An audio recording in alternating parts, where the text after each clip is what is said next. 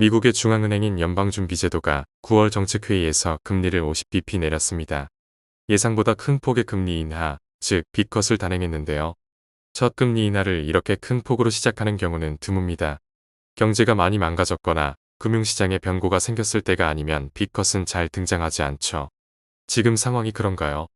고용시장에 균열 신호가 나타났지만 경제가 쩍소리를 내고 무너져 내리고 있는 것은 아닙니다. 7월 말과 8월 초에 엔캐리 청산으로 뉴욕 증시가 한바탕 휘청였지만 신용경색으로 금융중개 기능이 마비된 위기 상황도 아니죠. 제롬 파월 연준 의장 역시 우리가 서둘러 금리 인하에 달려드는 것은 아니라고 했습니다. FOMC 위원들이 제시한 금리 전망, 즉 점도표 역시 이번 빅컷은 일회성에 불과하고 향후 행보는 25bp씩 점진적으로 인하할 것이라고 시사했죠. 잠시 점도표 내용을 좀 더 살펴보시죠. 정책위원들은 올해 남은 11월과 12월 FOMC에서 각각 25bp씩 총 50bp 금리를 더 내리는 경로를 제시했습니다. 나아가 내년에는 금리를 25bp씩 4차례 더, 그러니까 총 100bp 더 내리는 시나리오를 제시했고요. 그리고 2026년에 50bp를 더 내려 2.75에서 3.0%에서 이번 금리 인하 사이클이 종료될 것이라고 예상했습니다. 이는 최종 금리를 뜻하는 터미널 레이트의 중간값이 2.9%라는 이야기죠. 이번에 위원들이 좀 더 높여 제시한 중립금리 수준에서 금리 인하가 마무리될 것이라고 본 겁니다. 점도표가 제시한 이번 사이클의 총 금리 인하 폭은 250bp로 지난 6월 점도표보다 25bp 더 낮춰지는데 그쳤습니다. 한편 연준의 9월 50bp 인하를 옹호할 논거도 분명 많습니다. 이왕 연내 100bp를 내릴 거면 미리 앞당겨 큰 폭으로 낮추는 게 나중을 위해서 더 나을 수 있습니다. 미적대다가 금리를 나중에 더 급하게 큰 폭으로 내려야 하는 상황을 맞는 것보다 낫습니다. 자칫 미적거리다 경기가 급격히 냉각되면 욕을 더 많이 먹을 테니 연준으로서도 나름의 예방 조치가 필요했겠죠. 파월 의장은 시장이 이번 50bp 인하를 경기 침체가 임박했다는 신호로 받아들이지 않도록 각별히 공을 들였습니다. 그렇게 되면 빅컷의 긍정적 효과는 소멸되고 부정적 신호만 넘쳐나게 되죠.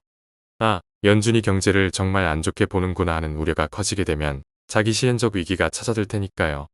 그래서 파월은 여전히 고용시장은 완전 고용에 가까운 수준이라고 강조했습니다. 실업수당 청구 건수가 안정적이고 해고가 늘고 있는 게 보이지 않는다고도 설명했죠. 나아가 이번 빅컷 배경에는 지난 7월에 금리를 내렸어야 했지만 데이터가 늦게 입수되면서 그렇게 하지 못했던 것까지 감안했다는 뉘앙스도 내비쳤습니다. 파월은 이를 일회성 규정이라고 웅변했지만 일정 부분 뒷북 대응임을 사실상 시인한 셈이죠.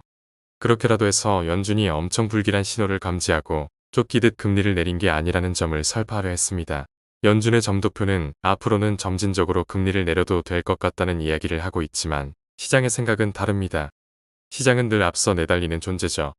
현재 연방기금금리 선물시장은 연준이 올해 남은 이번의 정책회의 동안 금리를 75bp 더 내릴 것이라는 전망을 가격에 반영하고 있습니다. 연내 금리가 75bp 더 인하되려면 11월이나 12월 회의 중 한 번은 재차 50bp 인하가 단행돼야 합니다. 월가의 투자은행들도 이러한 시장 전망을 뒤따르기 시작했습니다. 연내 25bp씩 이번 총 50bp의 추가 금리 인하를 예상했던 뱅크 오브 아메리카는 이제 연내 75bp 추가 인하를 기본 시나리오로 잡고 있습니다. JP모건과 시티도 마찬가지입니다. 11월 중 50bp 인하를 단행하고 12월에 25bp 추가 인하가 이뤄질 것이라고 예상합니다. 연준 통화정책의 무게중심이 경기 방어, 즉 고용시장 방어에 한층 기울어졌다고 본 것이죠. 경제는 여전히 탄탄하다고 강조한 파월 의장 역시 고용 창출은 지난 몇 개월 동안 분명 둔화한 게 사실이라며 면밀한 관찰이 필요하다고 인정했습니다. 그러면서 노동시장의 해고가 나타나기 시작할 때 대응하는 게 아니라 여전히 노동시장이 견고할 때 만일을 대비해 지원해야 한다고 말했습니다. 또한 노동시장이 예기치 않게 둔화할 경우 우리는 금리를 더 빠른 속도로 내려 대응할 수 있는 능력을 갖췄다고 강조했습니다.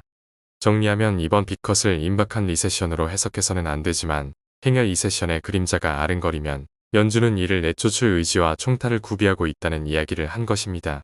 이는 시장의 추가 금리 인하 베팅을 부추기기에 충분했죠. 연준이 고용 동향에 몹시 민감해진 만큼 앞으로 고용과 실업률이 조금만 나빠져도 재차 공격적으로 빅컷으로 대응할 가능성이 크다고 본 것이죠. 이번 금리 인하 폭이 시장 예상보다 컸기에 다양한 해석과 추측이 난무합니다. 정치적 해석도 빠지지 않습니다. 실제 민주당과 백악관의 입김이 작용했는지는 알 수 없지만 결과적으로 연준의 이번 빅컷이 대선 국면에서 민주당에 유리하게 작용할 것이라는 관측이 나옵니다. 당연히 공화당의 도널드 트럼프 후보는 불만이 가득하죠. 그의 지지자들 사이에서는 연준의 이번 결정이 편파적이고 몹시 당파적이라는 비난이 나옵니다. 이런 비난과 오해를 살만한 빌미를 민주당이 제공하기도 했습니다. 연준의 정책 결정을 이틀 앞둔 9월 16일 엘리자베스 워렌을 포함해 민주당 상원의원 3명이 파월 의장과 연준 총재들에게 서한을 보내 당장 금리를 75bp 내리라고 촉구했었죠. 이들은 둔화하는 인플레이션과 나빠지는 고용 상황을 감안할 때 지금은 어느 때보다 신속하게 금리를 내려야 할 때라고 말했습니다. 연준의 예상치 못한 50bp 금리 인하 배후에는 민주당의 이런 압박이 자리했던 걸까요? 누가 알겠습니까만은 추측과 억측을 만들어낼 만합니다. 9월 FOMC 결정에서 또 한 가지 놀라웠던 점은 연준 이사회 내에서 반란표가 나왔다는 겁니다.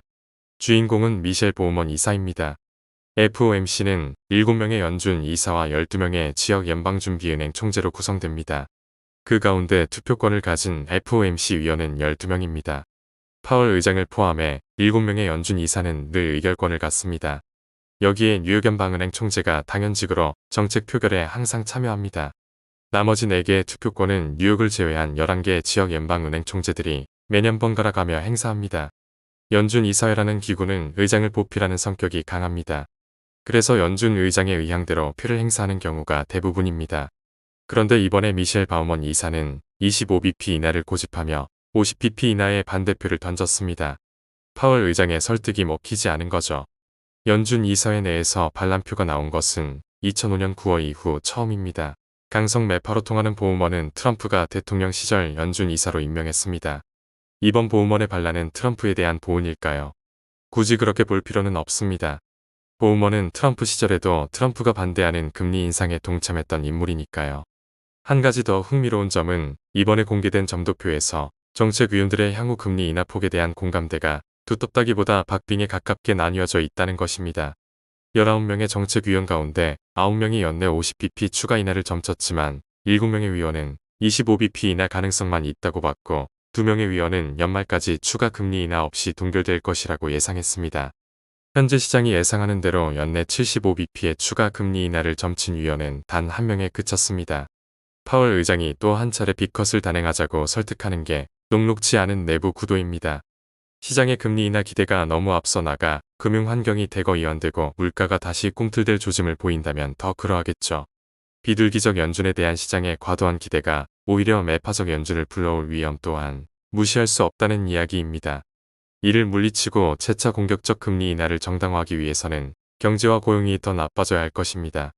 물론 백악관이 대선 전에 재무부 계좌에 쌓인 자금을 대거 풀어 고용 지표를 아름답게 만들어낼 수 있다면 단기적으로 연준이 총대를 더 짊어져야 한다는 부담은 줄어들 수 있습니다.